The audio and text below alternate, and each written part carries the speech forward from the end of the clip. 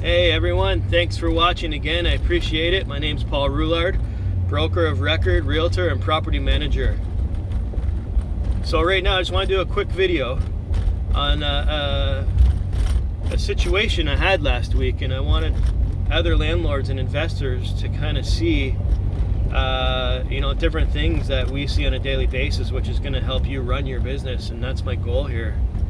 So this video is just going to be a quick one.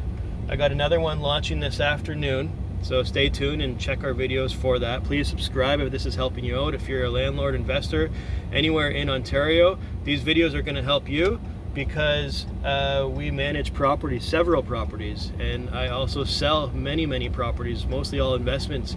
Most of my entire inventory is all investors, so 98% of my sales are all investors who are investing from all around the planet and purchasing properties here in the Windsor market. So information that I give you for here in Windsor is going to help you anywhere you're in Ontario.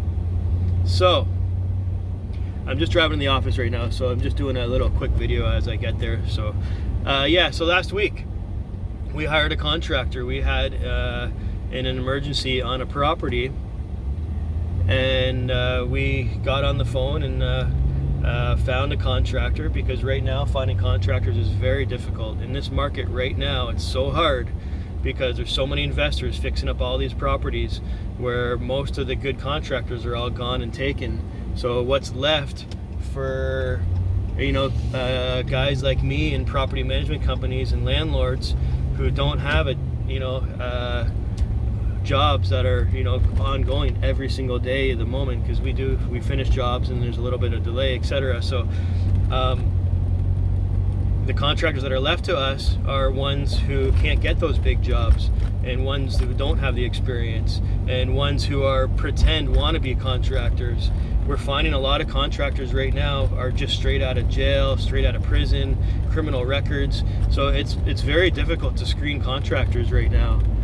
It's making our jobs very difficult. I've been doing this for many years. I started my property management company in 2003, and I've never ever faced what I'm facing right now. So it is a little bit harder.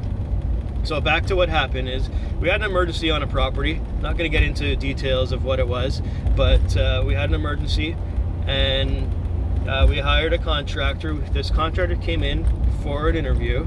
Our standard protocols, our interviews, we discuss with them, we talk to them, etc. And in the end, we decided, okay, we're going to give this guy a contract next time something pops up. So we go ahead and we do that. And what happened was the first day he went on site, he worked several hours there, and then to our understanding, the job was completed. We were just waiting for final photos so that we can give it to the investor. And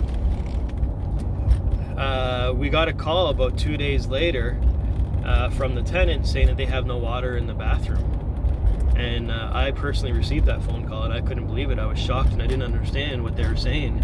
And they said, yes, our water has been off in our bathroom for 2 days, and we can't flush the toilet, and we can't use the bathtub or the shower, and we have children in the house. And I asked them, well, how come you never called us before this? Didn't understand that. Long story short, I got off the phone quickly, and I said, listen, I'm going to call you right back. I called the contractor. Contractor never answered their phone. So I attempted to call that contractor through about 4 hours that day. Still no response. Text messages, no responses. I personally went to the property because at that point I was just really upset. And I went to the property because I wanted to see it for myself. And I seen a contractor there. And I asked the contractor, I said, well, who are you? And he states his name, and I said, I don't know you. And I said, who are you, and why are you here? And he said, oh, Ben sent me. And I said, well, who is he? He says, oh, that's who I work for.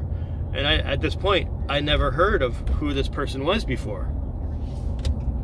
So I was confused, and I said, okay, well, give me a minute. I went on the phone and I called the office, and I asked the office if they knew anything about this, and they didn't know anything about this. So I proceeded to go back in and ask him some more questions, and I asked him, well, who is this Ben guy? Benjamin was his name. and he's from Windsor. And who is this guy? He said, well, that's who I work for. And I said, well, no, this is the person who we hired. Where is he at? He says, oh, I don't know who that person is. So, you know, while I'm there in real time, I'm very confused. I didn't understand this.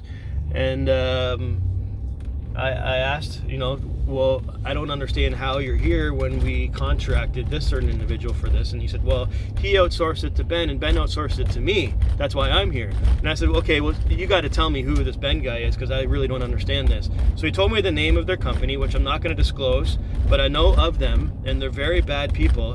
They have criminal records, and he just got out of prison just recently as well. And at this time, I tried to call the contractor that we hired again, and he's nowhere to be found. And finally he calls me back a couple hours later, not going to get into all the details, and he says, oh, well, I was busy on a project, so I was delegating to this guy. And then he didn't know that this guy was delegating to this guy. So anyways, guys, I wanted to bring that up to you because in this world of landlord tenant management, everyone is so busy. It's tough finding contractors, and next time that you hire a contractor, let this sink into your mind just a little bit. And at least by me telling you about my story last week, when this happens to you, you're going to be able to clue into this right away and ask the proper questions. And even when you hire a contractor, you're going to inform them right off the hop, no subcontracting. And if you do subcontract, you tell me. And you make sure that I agree who goes into these buildings, because I'm approving you to go into the building. I am not approving anybody else to go into this building. And if anyone else is going to be going in here, I need to approve of who they are. Because like I said from the beginning of this video, there's a lot of people who are just coming out of prison, coming out of jail, and they're just trying to find jobs, odd jobs. They have the tools. They've been doing it, you know, several years before, and they're just coming out and trying to find jobs, and they're scamming us landlords. So keep that in the back of your mind, everybody. Thanks again. I appreciate it. And please subscribe. And soon I'm going to be coming out with some more information to help landlords and investors. So stay tuned, guys. Have a great day. And happy landlording.